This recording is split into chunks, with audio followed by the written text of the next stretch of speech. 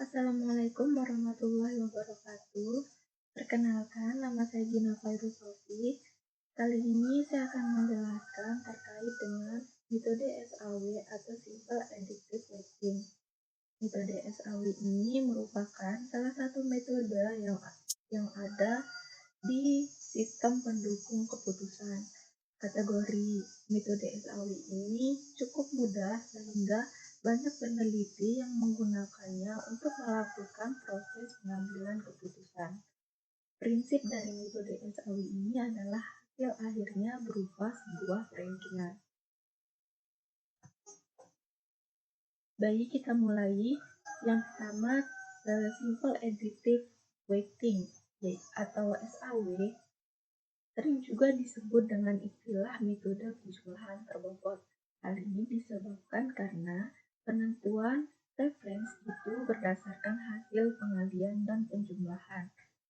Metode SAW membutuhkan proses normalisasi matriks keputusan ke suatu skala yang dapat diperbandingkan dengan semua alternatif yang ada. Metode ini merupakan metode yang paling terkenal dan banyak digunakan dalam menghadapi situasi multiple attribute decision making atau yang dikenal dengan MADM. MADM itu sendiri merupakan metode yang digunakan untuk mendapatkan alternatif optimal dari beberapa alternatif yang memiliki kriteria tertentu. Metode SAW ini mengharuskan pembuat keputusan menentukan bobot bagi setiap atribut. Jadi, pada metode SAW ini, skor total alternatif diperoleh dengan menjumlahkan seluruh hasil perkalian antara rating dan bobot tiap atribut. Rating tiap atribut haruslah bebas dimensi, dalam artian sudah melewati proses normalisasi sebelumnya. Selanjutnya, langkah-langkah penyelesaian menggunakan metode SAW. Yang pertama, menentukan kriteria-kriteria dan nilai bobot kriteria yang akan dijadikan acuan dalam pengambilan keputusan, di mana jumlah total bobot sama dengan 1. Jadi di sini sebelum teman-teman melakukan rankingan menggunakan metode SAW ini, yang pertama kali harus teman-teman lakukan adalah menentukan kriteria-kriteria yang akan teman-teman angkat. Contohnya, kita mengambil studi kasus tentang HP. Jadi nanti kriteria-kriterianya misalnya kualitasnya, kemudian keawetannya, dan lain-lain. Setelah teman-teman menentukan kriteria-kriteria apa saja yang diangkat, kemudian di sini ada nilai bobot kriteria. Dari mana mendapatkan nilai bobot kriteria ini? Jadi untuk nilai bobot kriteria ini yang harus teman-teman perhatikan itu adalah bukan teman-teman sendiri atau peneliti yang memberikan nilai kepada bobot kriteria yang sudah ditentukan sebelumnya, melainkan pakar atau ahli pada kasus yang sedang teman-teman angkat. Nah, di sini nanti teman-teman hanya perlu menyiapkan angket atau kuesioner untuk diberikan kepada pakar atau ahli untuk diisi. Jadi nanti nilai bobotnya itu ditentukan sama mereka. Jadi nanti teman-teman bisa menentukan misalnya dari 1 sampai 5. 1 itu misalnya sangat kurang, 2 kurang, 3 cukup, 4 bagus, 5 sangat bagus. Nah, nanti dari 1 sampai 5 itu yang memberikan nilai pada kriteria yang sudah teman-teman tentukan itu adalah ahlinya atau pakarnya. Jadi di sini sekali lagi saya tekankan nilai bobot itu diberikan oleh ahli atau pakar pada kasus yang sedang teman-teman angkat. Nah, di sini yang perlu diperhatikan lagi adalah di mana jumlah total bobot sama dengan 1. Dari mana mendapatkan sama dengan 1? Yaitu ini merupakan rumus dari metode SAW, yaitu sigma WI sama dengan 1. Nah, selanjutnya yang kedua itu setelah menentukan kriteria dan nilai bobot, teman-teman harus menentukan rating kecocokan setiap alternatif pada setiap kriteria.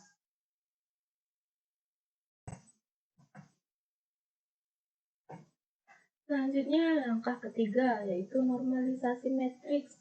Nah, perbedaan antara metode SAW dan metode lainnya yaitu di proses normalisasi ini. Contohnya saja dengan metode WP. Metode WP ini tidak menggunakan normalisasi matriks. Nah, untuk metode SAW itu menggunakan normalisasi matriks. Di sini normalisasi matriks berdasarkan persamaan yang disesuaikan dengan jenis atribut, benefit atau cost, sehingga bobot ternormalisasi. Jadi di sini teman-teman bisa lihat langsung kodenya seperti yang di slide. Nanti akan menjelaskan arti dari lambang-lambang yang ada di kode ini. Yang pertama itu R. R ini merupakan rating kinerja yang ternormalisasi. Kemudian di sini ada max. Ini maksudnya adalah nilai maksimum dari setiap baris dan kolom. Kemudian di sini ada min, yaitu nilai minimum dari setiap baris dan kolom. Kemudian di sini ada x, ini 1, 2, 3, 4. Itu maksudnya adalah baris dan kolom dari matriks. Nah, jika nanti akan dihitung adalah atribut keuntungan atau benefit, maka nilai yang akan dinormalisasi itu dibagi dengan nilai maksimum. Kemudian nanti jika atribut biaya, maka di sini sebaliknya, yaitu nilai terkecil itu dibagi dengan nilai yang akan dinormalisasi. Selanjutnya langkah terakhir yaitu yang keempat, referensi. Hasil akhir yang diperoleh dari proses rankingan yaitu penjumlahan dari hasil perkalian matriks ternormalisasi dengan vektor bobot sehingga diperoleh nilai terbesar yang dipilih sebagai alternatif terbaik sebagai solusi. Jadi di sini metode SAW ini mencari alternatif terbaik itu berdasarkan hasil akhir yaitu nilai terbesar. Nah, nanti alternatif mana memiliki nilai terbesar, maka itu adalah alternatif yang terpilih. Baik, selanjutnya itu akan ke contoh kasus. Nanti akan dijelaskan oleh rekan saya, Ria Septi Wahyuni. Assalamualaikum warahmatullahi wabarakatuh. Perkenalkan, nama saya Ria Septi Wahyuni. Di sini saya akan menjelaskan tentang langkah-langkah penyelesaian dari metode SAW. Baiklah, langsung saja. Langkah pertama adalah kita menentukan kriteria-kriteria dan nilai bobot dalam kriteria yang akan dijadikan acuan dalam pengambilan keputusan.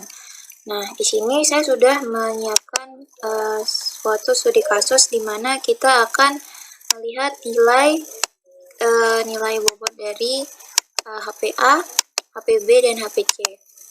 Nah, di sini yang menjadi kriterianya adalah harga, kualitas, fitur, populer, dan keawetannya, gitu. Dan kita juga sudah memberikan nilai dari masing-masing kriteria. Nah, lalu selanjutnya di mana jumlah total bobot yaitu 1. Nah, maksudnya di sini tuh ketika kita menjumlahkan semua bobotnya, yang ini semua bobot dari kriteria tersebut nanti jumlahnya 1 gitu. Jumlahnya 1. Nah, gimana caranya? Pertama kita harus menjumlahkan seluruh nilai dari kualitas tersebut, lalu kita akan membaginya dengan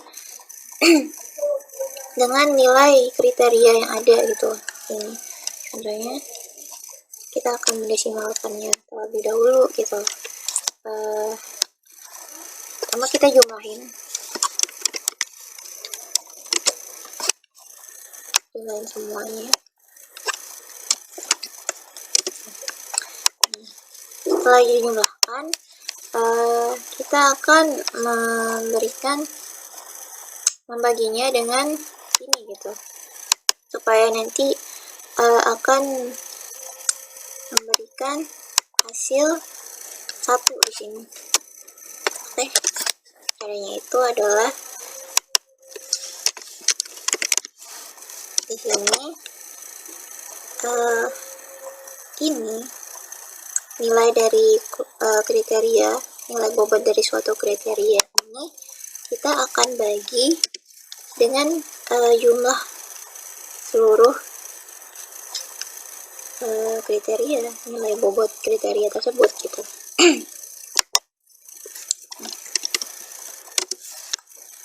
Kayak gitu seterusnya.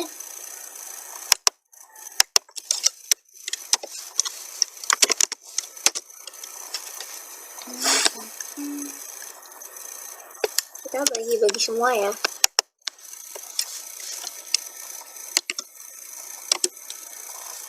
Nah, kita sudah dapat kan? Kita sudah dapat nilai-nilainya. Kita sudah dapat nilai-nilai dari hasil pembagi bobot dibagi dengan jumlah seluruh bobot gitu.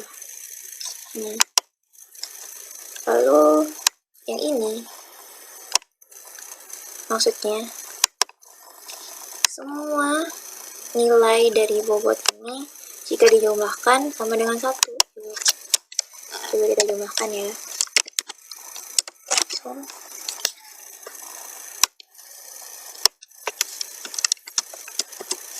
Tuh kan, 1.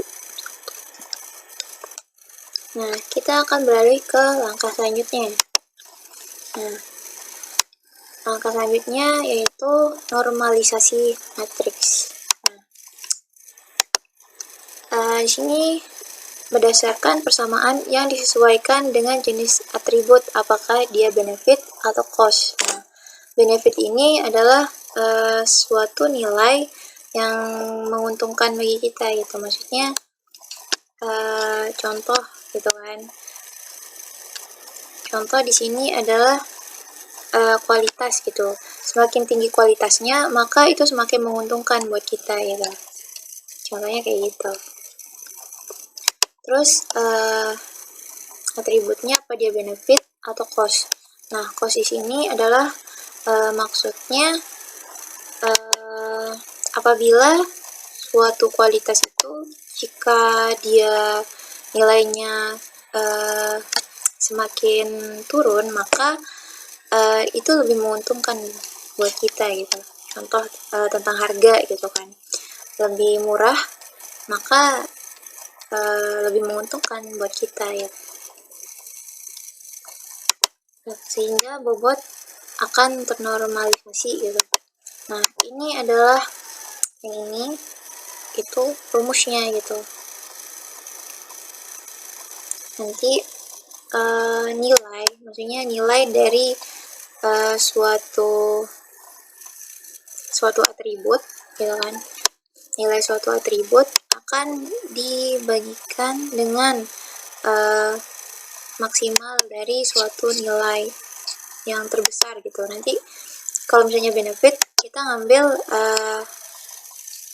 nilai yang terbesar gitu. Nanti kalau misalnya cost, nanti kita ngambil harga deh, maksudnya nilai yang paling kecil gitu. Contoh aja ya, langsung ke studi kasusnya.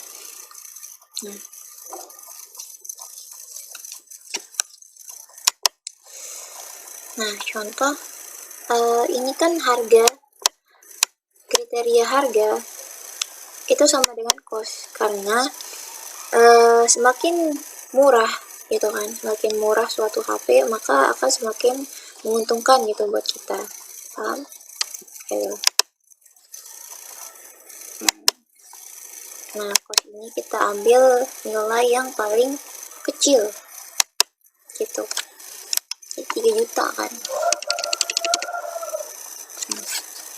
3 juta. Terus ini kalau benefit kita ngambilnya yang nilai yang paling besar, karena semakin besar suatu nilai dari benefit maka akan semakin menguntungkan buat kita itu. Maksudnya contoh aja nih, semakin berkualitas suatu HP itu akan menguntungkan gitu buat kita. Ambil yang paling gede, ini juga ambil paling gede, oke ini juga, karena semuanya benefit gitu kan. Salah deh. Udah gitu. Nah, kita langsung aja ya normalisasi. Nah, rumusnya kayak gini kan, apa tadi, cos ya, nilai min x ini maksudnya nilai dari cos ini, hasil pembaginya ini nanti akan dibagikan dengan ini gitu sampai jadi dengan yang ini dibagi sama yang ini gitu. Jadi 1, terus yang ini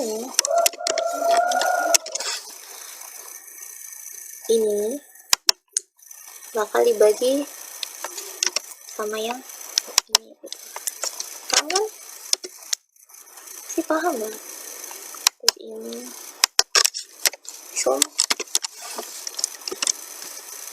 ini dibagi sama ini.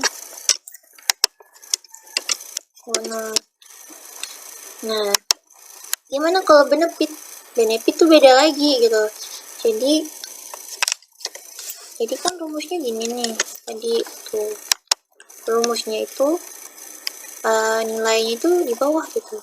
Berarti nanti jumlah yang ini, maksudnya yang ini bakal kita bagi sama ini. Jadi kan kebalik tuh, yang ini dibagi sama yang ini gitu, pembaginya dibagi sama yang ini. Nah kalau misalnya benefit beda lagi, kebalik gitu sama yang cost. Gitu. Contohnya aja ya langsung kan.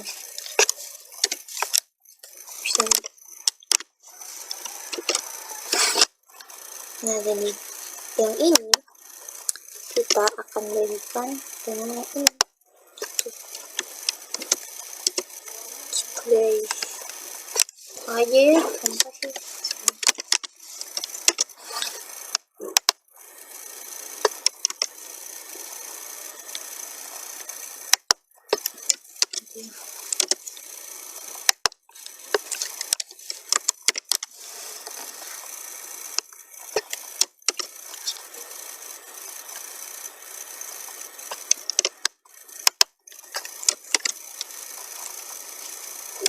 Nah jadi gitu seterusnya ya teman-teman. Di sini udah aku jumlahin semuanya maksudnya dibagi semuanya. Terus langkah selanjutnya adalah preferensi ya. Maksud dari preferensi adalah hasil akhir yang diperoleh dari proses perankingan. Maksudnya penjumlahan dari hasil perkalian matriks ternormalisasi dengan vektor bobot, sehingga nanti akan diperoleh nilai terbesar yang akan dipilih sebagai alternatif terbaik gitu. Nah ini adalah rumusnya ya. Kita langsung ke studi kasus. Ini sih.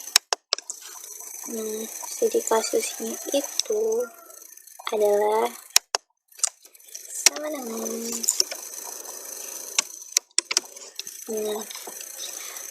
apa tadi, penjumlahan dari hasil perkalian matriks. Nah perkalian matriks ternormalisasi dengan vektor bobot, berarti kita akan mengalihkan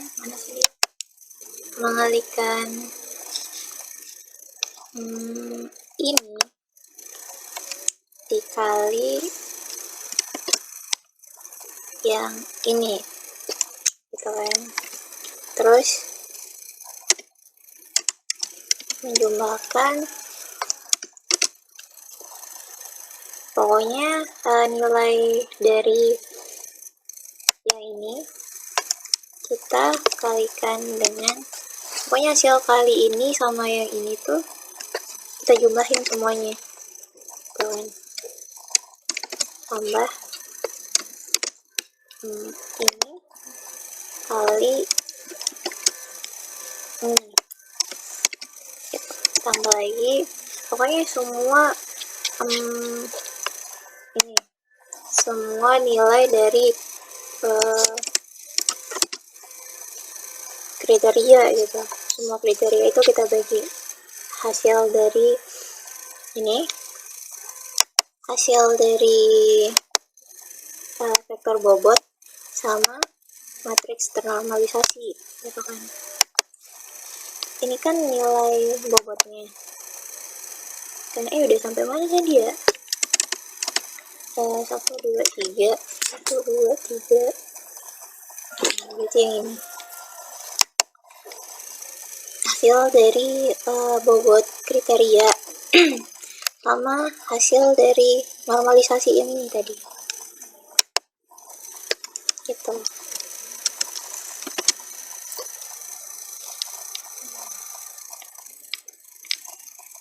Ini apa sih tadi?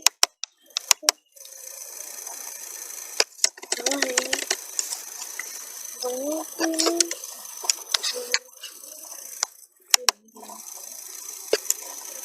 dikali sama yang ini,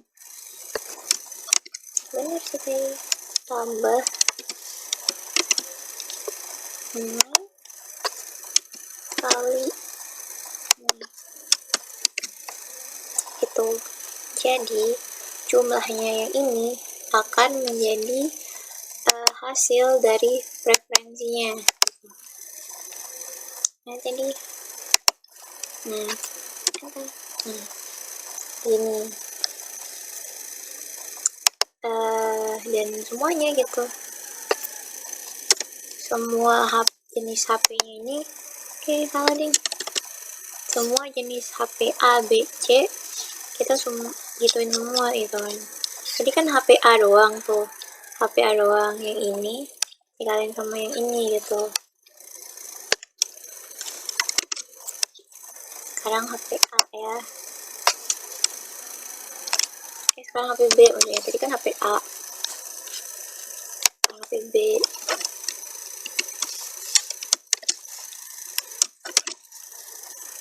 Ini kali sama ini.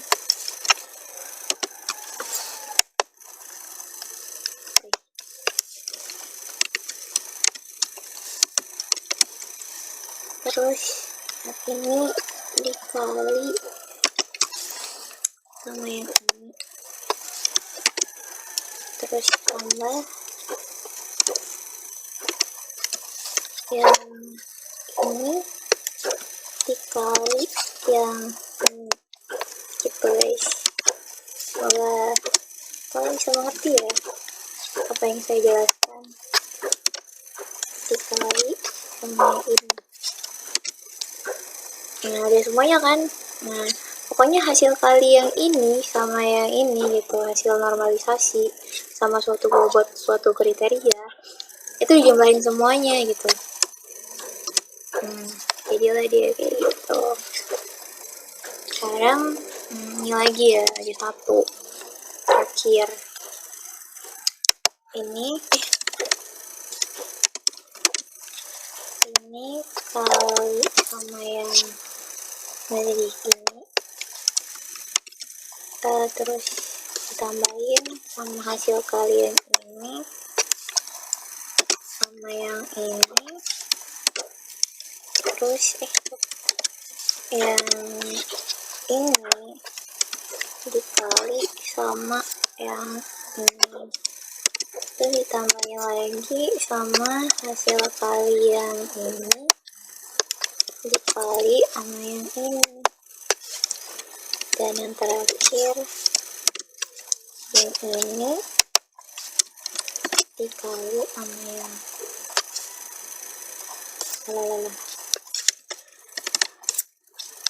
ini dikali sama yang ini. Selesai guys, tinggal enter tuh. Jadi perbandingannya hasil kita perbandingannya kayak gini kan. Hasil perbandingannya kayak gini gitu.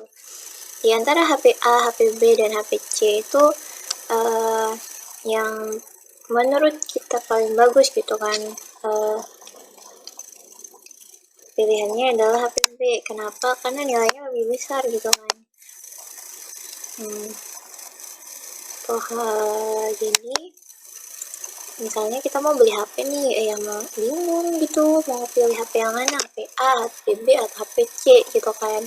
Nah, tinggal kita lihat gitu kan, tanya-tanya gitu, menurut kalian tuh harganya kayak gimana gitu, kualitasnya kayak gimana, fitur populer sama kawetannya kayak gimana gitu, HP A, HP B, sama HP C gitu kan. Kita bingung gitu kan mau pilih yang mana gitu.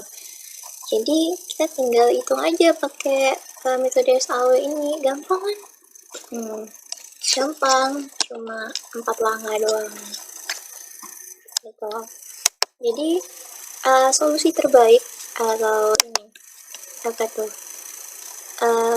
alternatif terbaik gitu sebagai solusi di antara HP A, HP B, sama HP C itu adalah HP B. Kenapa? Menurut metode perhitungan SAW, HP B itu paling bagus, paling worth it gitu dari harga, kriteria, dari harga, kualitas, fitur, populer, sama keawetannya. Jadi pilih HP B ya kalau mau beli HP. Baik, itu dia video singkat dari kelompok kami tentang metode SAW pada sistem pendukung keputusan. Semoga video ini bermanfaat bagi teman-teman yang menonton. Mohon maaf apabila ada kata-kata yang salah. Terima kasih. Assalamualaikum warahmatullahi wabarakatuh.